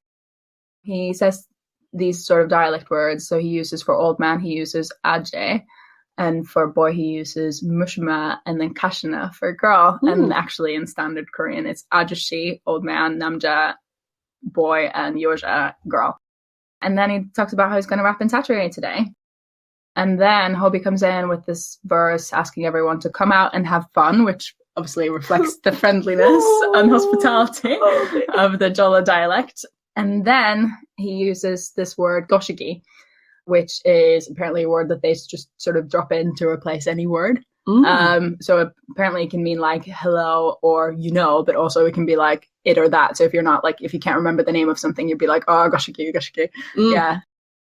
So yeah, and now we get started on this sort of braggy section where they battle each other over which region's the best one. So V comes in with this little rap about the Hwarang of Shilla. We obviously also know that Tay starred in Hwarang. Yeah, he did on Netflix. It's on Netflix, yeah. I'm halfway through it. I've only watched clips when you've been watching it, and I can just say that everyone in it's very handsome. They are very handsome, we can get started on that. So Shilla was the original kingdom that turned into Gyeongsang, and they had this elite warrior group that were called the Hwarang, which means the Flowering Knights. And it was like a social club of young males that gathered to study art, culture, religion, and martial arts. And according to the TV show, at least, I don't know whether this is true, but they picked the most beautiful young men to be the Hwarang and the protectors of Shilla. And then Tae sort of claims in his verse that the blood of the Hwarang still runs in the veins of the people from Gyeongsang. So that's why they're so handsome. That's why they're so handsome. Exactly. Yeah. And then Jungkook comes in. He raps about the Gyeongsang dialect being the best, and he uses this word aiga, which means like, is that not right? Which is another typical word that they use in that dialect. And then Hobie brags about the food of Jolla, which he talks about bibimbap, which is a famous dish that comes from Jolla. They're famous for their cuisine. So like in every Hobie verse, he's like, oh, have you tried this dish? Yeah. I've had bibimbap. Have you? Yep, I've had it. I've had bibimbap. Delicious. Yeah. We get some political references again from Sugar when he comes in, and he references this Anabada movement, which apparently was something that came about in the 1997 financial crisis. And it sort of stands for the Korean words for saving, sharing, exchanging, and reusing. And it was a movement that sort of people voluntarily participated in, and it helped them sort of share with neighbors and reduce costs. And it's not really specific to Gyeongsang, but it's apparently a sort of a common characteristic of people in that province, that they sort of adapt this sharing and taking care of their neighbors mindset. So he ends his verse in saying, we're not strangers after all, which is a phrase that they sort of commonly use in that region, apparently. And he also uses the phrase, give it to the kid, which is another baseball reference, where they say that at baseball matches, when a ball lands in the crowd, they all chant like, give it to the kid, give it to the kid. And then they will give it to the nearest kid. Child, yeah. So he's sort of saying that like, oh, well, you think Gyeongsang is really rough, but actually we have all these like lovely things that we do. Like we share and we give baseballs to kids. And we're not strangers. No, we're not Everyone's strangers. a part of the community. Exactly. Hobie reacts with more Jolla words. He says their smack talk has made people clam up. And then he talks about sort of remedying this clamming up by eating this certain type of fermented stingray that is typical in the region. So again, he's back on the food. And he says, this will make all the holes in your body open up. Cool. Strange one, for sure.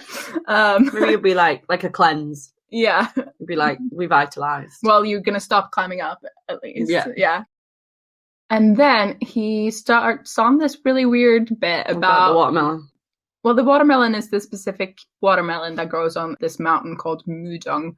And you can only find this massive watermelon on this mountain, apparently, and that mountain's in Jolla. So we kind of get that bit. But he talks about this kid in the 8th or 9th month, so probably like a pregnancy. And he's really big, this kid. And then he says the kid is as big as the watermelon and is a bangtan. So I kind of think it's about himself and how he's born in Jolla, and he's as big as this watermelon that only exists in Jolla. But according to the explainer guy, there isn't any sort of hidden dialect meaning in this. Like, no one really knows what it means. J-Hope could be the watermelon, it could not be. Who knows? We don't know. Or it's about the soul. I'm just kidding. It's not about the soul.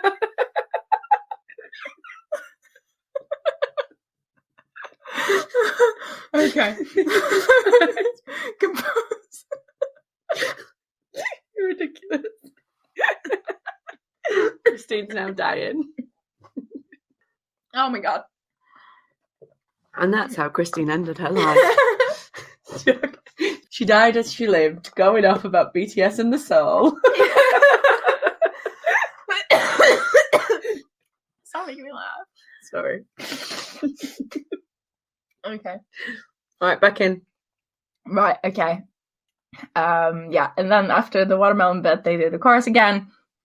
And then Suga and Hobie have this sort of back and forth where Suga says that he has thought about it, and he says Gyeongsangdo men seem to be handsome, which, as Leon said, is another stereotype. And then J-Hope says, no, that's not true. And Suga's like, no, it's a fact, it's a fact. It's nice, that's nice. Suga reminding Hobie that he's handsome. That Suga's handsome. Suga's handsome. Yeah. Aww. Yes, yes, he and all of his fellow Gyeongsangdo men are handsome. Nice. Right, and then we get the President Kim Namjoon comes in to unify Seoul and Korea, and, does his first in standardized Korean. So do you want to... Yeah, so then sort of Namjoon comes in and he does the Seoul state of mind. So like the New York state of mind. So it opens with, "Hey to you country boys, I have the Seoul state of mind. I was born in Seoul, so I learned the Seoul language well. Although these days Satori is highly regarded. I admit it, accents are pretty cool, but ultimately standard Korean is better, well organised." Yeah. And he also makes a reference to how the standard Korean goes well with English. The beginning and end are clear and organised as the example of a well-built Korean language. I just love that he writes that. Only ours goes with English. But then he finishes on, "In the end, it's all the same Korean. Look up. We are all looking up at the same sky. This may make you cringe a little, but everyone is awesome. We can all communicate from Busan to Marado." Yeah, he also does, before he does the Why Keep Fighting, he's like, "Oh yeah, this dialect is cool because all men want to sound like Gyeongsangdo people because they're so manly." And then he's like, "Oh, and Jolla dialect is so friendly, and I really feel happy when I use it." Aww.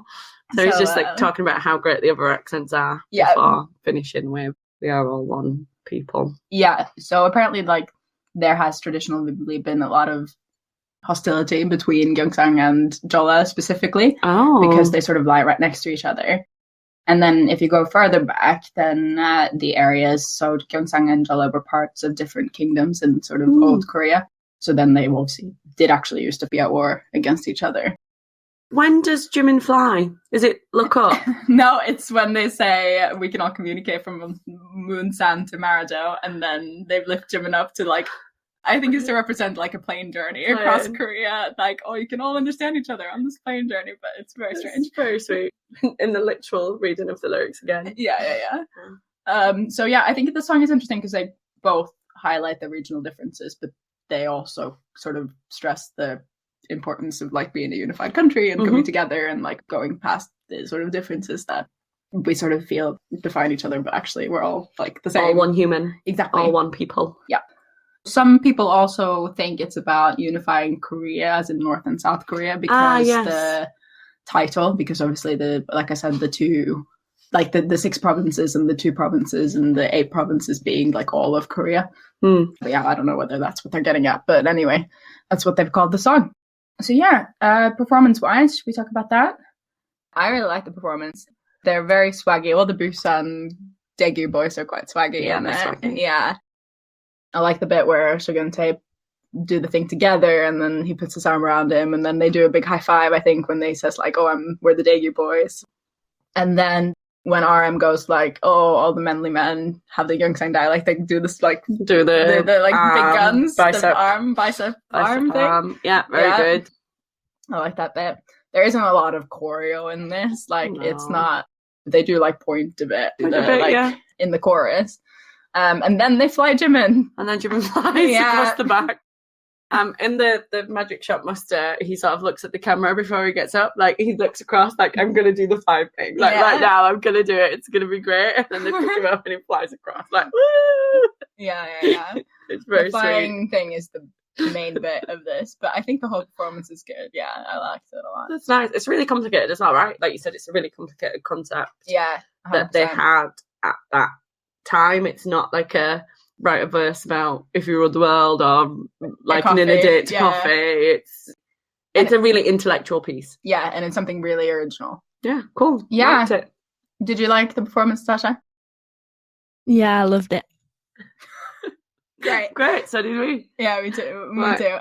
We watched the show Champion One where they have these outfits that have the word chef on them. Weird. Yeah, strange, but I thought they looked nice in them. They were a bit like bandana print, early, not as much bling. Less blingy, yeah. Yeah, but I thought they looked good. Right, we're at the end. Outro Love in School. Yeah, tell us, Tash. So the last song is Outro Love in School, which was written by Slow Rabbit, P-Dog, and produced by Slow Rabbit and P-Dog. The song closes the album. It's a sentimental song about the infatuation of school love. Throughout the track, they reference a lot of other songs on this album. So If I Ruled the World and Coffee. Yeah. It's got nice English vocal from JK. Yeah. I just want that. That was completely out of tune. It really was. And time. Yeah, I mean, it's a vocal line solo, but it's only a minute long, so I'm not sure whether we can call it a vocal line solo. It's how much they valued the vocal line at that stage. And to be clear, JK's in every chorus and verse. Yeah, honestly, again. Yeah. No change. JK fronting. Yeah, it's soft boy band core. I wrote... Though I drink coffee and open my eyes, it feels like I'll fall asleep, which I thought was a reference to the skit. Yeah. I imagined if I ruled the world, I would place you by my side again. Yeah. I think it leads into the School Love Affair album really well, because that's the next album that we'll talk about. And if you listen to the intro for School Love Affair, it starts with the same music and then Sugar Does a Rap. Nice. Yeah. Performance-wise, we could only find a couple of little separate clips of this one. Do you want to talk about those, Natasha? Actually, in the longer video that we've got, I think it's a mixture of the outro of this song and the intro of the next song that's combined. But it's not a great video, to be honest. It's very shaky. Yeah. Right, I think that's it. We've got to the end.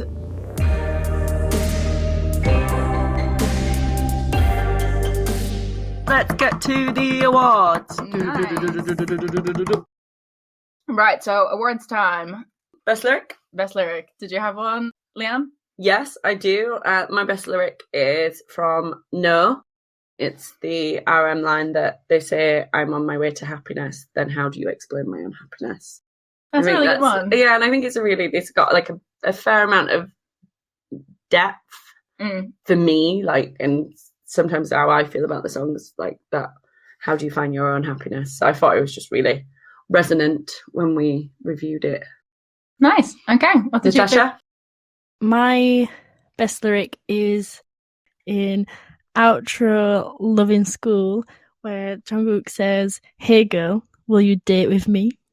Oh yeah. Oh, yeah. Cheeky. Yeah. Obviously, I reply, yes, yes, yes, yes. What about you, Christine? What was your best lyric? So I don't know. I feel like I should have picked something from the Satori rap one. I just couldn't come up with a one-liner. Okay. So I picked the I Know You Suck Suck. Yeah. I Know You Suck Suck. Yeah, that's a good one. Yeah. Credit where credit's due to Kim Namjoon. I Know You Suck Suck. I don't think you suck Namjoon. If she did, I would hurt her. Yeah. Okay. Let's move on to the next category. So best rap, what do we have? My best rap is from We On, and it's the beginning part where RM says, "Here for my music, here for my music." Yeah. Yeah, it's fun to listen to. I quite like that bit. Yeah. Christine? I picked an RM this week. Nice, good for proud you. Of me. Yeah. Proud of you. Proud of you for not giving it to Yoongi. Yeah. So I went with RM's intro in NO where he says, "A good house, a good car, will these things bring happiness?" But it was more about the way he said it, to be honest. It's like a very strong opening. Yeah, when they did the performance in 2019, because it was like a more recent performance, obviously the first time I watched it, I didn't know what song that they were going to do. And then when the like NO music started playing, I was a bit like, oh, they're going to do it. And then he did that like the opening bit where he sort of shouts out, and I was like, oh, this song is great. Like, I love this song. Nice. So yeah, it's really great. Yeah. Okay. And then, Liam, do you want to tell us your best rap? Yeah, so my best raps, I'm also going to give to RM. Yeah. Okay. I'm going to give it to RM in the Satori rap, which is the end bit, right? So in the end, it's all the same Korean look up. We are all looking at the same sky. This may make you cringe a little, but everyone is awesome. We can all communicate. Nice. And then from Musan to Murada, I just think that's really sweet. And I like that he, like, in the rap, he references that it's really cringy. Yeah. And that everyone's awesome. And I just like the idea of using the word awesome in a really angry rap. It's not an angry rap, but yeah, sure. Angry-ish rap. Yeah, fine. That's where best rap's going. Fine, okay. Best vocal? Natasha? My best vocal is Jimin in Coffee, even though he's not a huge bit. It's just the final Jimin bit, I think. It's nice to hear Jimin's very soft vocal. Yeah, definitely, I agree. I give it to Coffee as well, but I give it to JK in any of the choruses because he shines in them all. Yeah. And he leads them all. Yeah. He's the main vocalist. Yeah.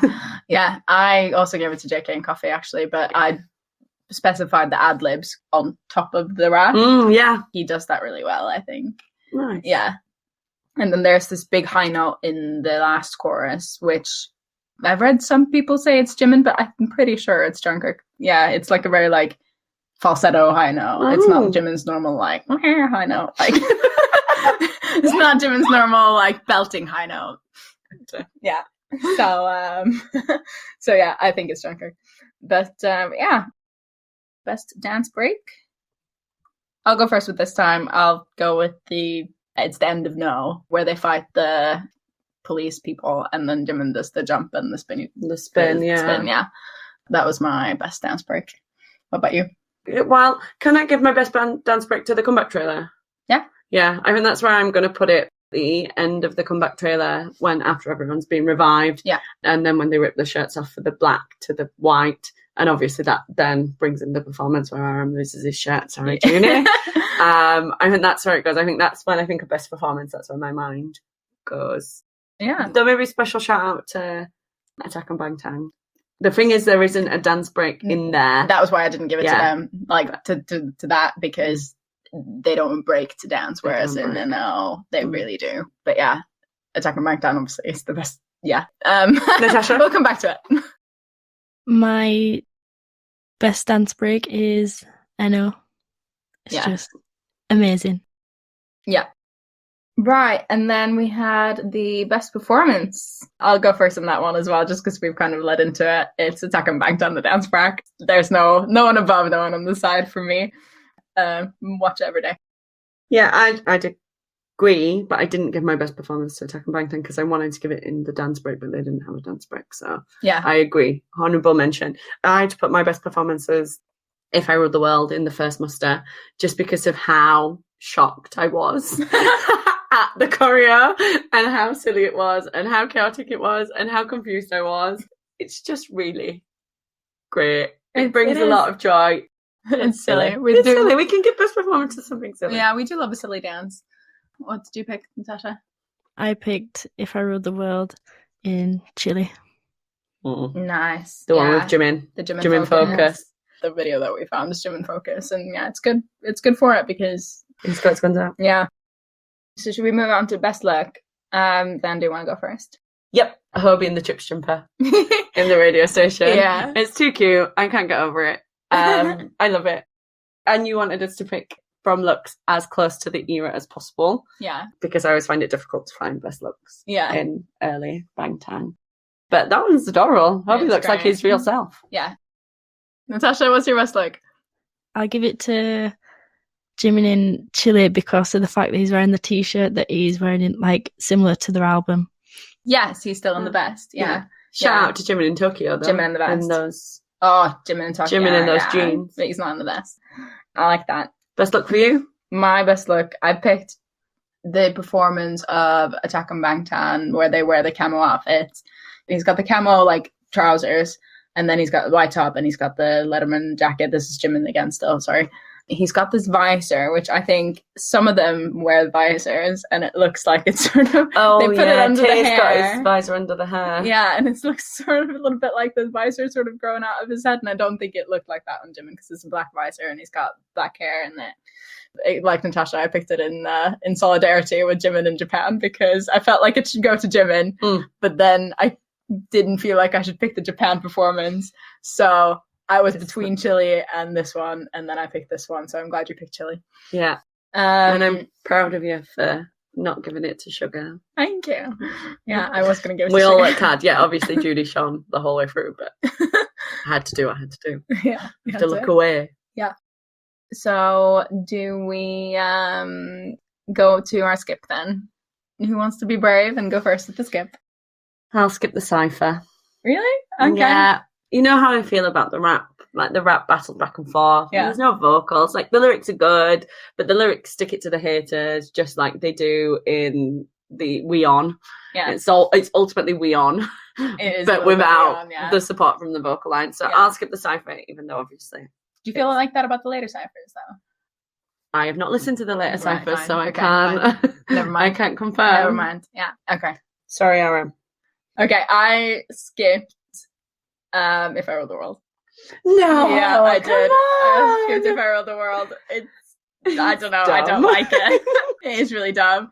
It's saved by Lovely Youngie's verse, but it's dumb. And I like the performances because they're silly, but there's no like, wow, this song's great. Admittedly, yeah, I could do without knowing that RM wants to drown in girls watching TV.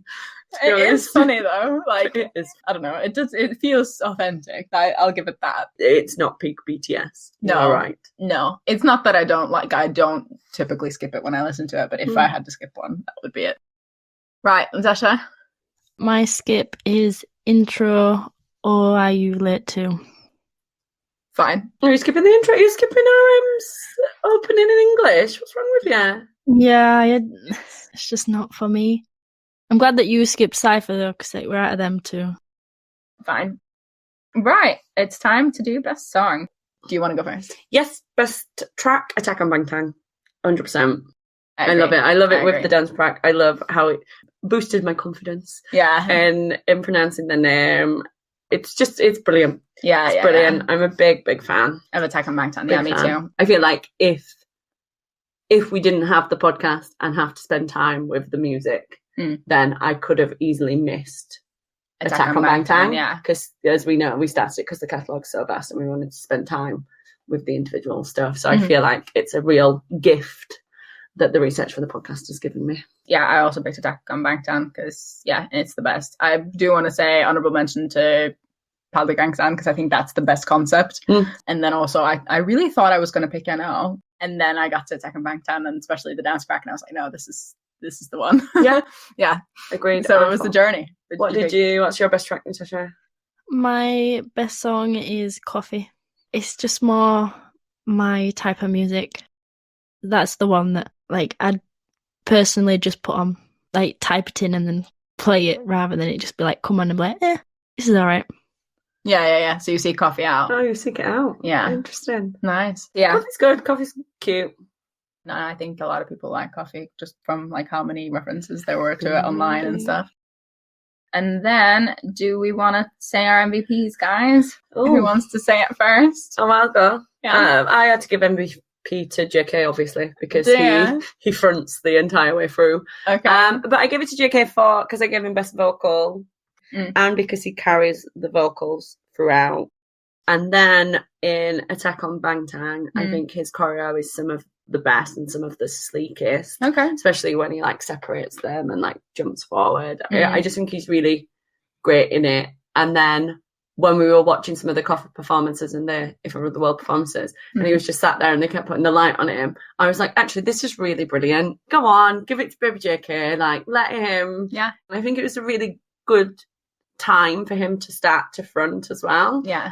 Because he was so much shyer in some of the earlier stuff. JK stood out for me. Yeah, I think he does stand out, doesn't he? Yeah. What did you pick, Natasha? I'm going to pick Jimin. I think overall, Jimin's probably most noticeable because of his outfits, and he's probably one that carried the confidence, maybe, when they obviously weren't so big. He just went out and were like, yeah, I've got muscles, I've got abs, like, look at me. Also, great vocal. So, Jimin. Yeah, okay, Jimin. That sounds good. Yeah, I think I agree with both of you. Like, Jungkook stands out because of the singing. Mhm. I already picked him though for To Go For School. Yep. So I felt like I couldn't pick him again. Fine. Jimin, yes, very noticeable. Carries the confidence, definitely. I picked Sugar. Oh my god, I'm so shocked. I've not picked him yet for MVP. I haven't. It's not so much about the MVP, it's the fact that you've been lost in Sugartown this entire album. Yeah, and it's been great. No, I picked him for, basically I was like, okay, well, I can't pick Jungkook because I just picked him. Yeah. And then I didn't feel like I could pick RM because I picked him for the first one. Mm-hmm. Yeah, I picked him because I sort of thought through all the members in my head and I was like, no, it's not this one, it's not this one. Like, it's not Jin, it's not Tae. No. No. Tae on props. Tae on props, yeah. Jin, we don't see much of him. Jin on visuals. Yeah, he's visual. No, I picked Sugar because of the pyramid bit in NO and for opening Attack on Bangtan, stealing attention in both that and Satori rap, my attention at least. Mm-hmm. And his verse in Coffee being all kinds of magical and for saving If I Rule the World from just being about just being draws. just about Girls. drowning in girls. And I think if it wasn't for his verse, I would have been like, this song sucks. Like, funny, but sucks. Yeah. Whereas now I'm like, it's funny, then really cute, then funny again. Fine. And he also does a really good job with the choreo because he is able to keep rapping as he is carried in the car. I'm not sure he still looks swaggy. I think I already said that. But he does keep a straight face and like continue with his rap and doesn't lose it in a laughing fit, which I would have done. Yeah, so, well, yeah. if you're going to get a piggyback in a cab made up of other dancers, you wouldn't. Yeah, you and wouldn't still maintain your swag. That is a very difficult thing. Exactly, yeah, and he does. So it's interesting because I think Sugar in this era just isn't Sugar for me. Oh man, it's because of the big jackets and the headband with the top knot and the hair. See, I feel like he'd like pull that off. Though. Yeah. Well, we come from different perspectives. Yeah. Well, right, should we grade? Or do you want to talk more about Sugar? Well, I'd always like to talk more about Sugar, but yeah, we should grade. Natasha, how many stars did you give it? I give it a 4. 4. 4. Nice. Okay, so better than To Go For School. Yeah. Yeah, I think this is quite generous actually to be a 4. But I think if I get it a 3, I'd be evil and just not a very great army, and it actually is quite good. Agreed. Yeah, fine. Okay. 4. Better 4. than To Go For School. Yes. Christine. What did you give? Oh, yeah, me. I gave it 5.5, but I want to say that I also agree that it's better than To Go For School, and I think I was being overly generous to Go For School because it was the debut album. So I would like to regrade To Go For School to a 5. From a 6? Yeah. Okay. And then this comes in at 5.5. Yeah, that's exactly where I'm at. I graded it 5.5. It is better than To Go For School. I think but not by much. I think it's only a half a star extra. The thing is though, with this, I was thinking about this. Like, the thing is, the good songs on this are really good. It just is a longer album, so it has more of the filler songs. It's got more dross. Yeah. Yeah. I think you're right. But like, this reaches higher heights in that there are 3 songs, I would say, maybe 4 with Coffee, that are objectively good. I agree. Yeah. I was less unhappy with this album than I was with To Go For School. I don't know if it's because of where I've like settled at, because I'm used to that hip hop style, or it is because within the lyrics when we did the review they have improved. Yeah. And I think it is because they have grown and improved, and we've seen that. And ultimately we know that they're going to go off to be really great and talented. Yeah. So yeah. Are you late to finish? Yeah. Right, should we see where we're going? Yeah. Spin.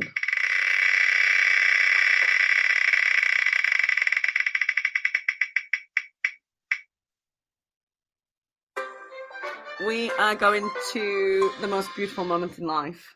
Yes! Is that right? That's where we're going? Yeah. Our next album will be The Most Beautiful Moment in Life, Part 1, which would be really exciting. That's an era we've not done yet. I've not even listened to. Well, I might have some tracks. What's the title track? Oh, it's I Need You, isn't it? Ooh, Yeah. exciting! Oh, does that mean I have to go to universe school? Yeah, yes, a little bit. it does. It does a little bit, yeah. And then we will come back to you with our thoughts and feelings. Yeah. I think that's it for this episode. Thanks so much for listening. Please, if you have it in your heart, give us a nice review. 5 stars on iTunes and Spotify, please. If you thought it was 5 stars, if you didn't think it was 5 stars, like, you can grade as you wish. No, 5 stars is the right one. Sorry. We just openly graded the boys. We did. But 5 stars is the right one for you. Yeah, and if they want to follow us on social media, where can they do that, Natasha? You can find us on Instagram at generationbts_. And if you want to send us an email, it's generationbts@gmail.com.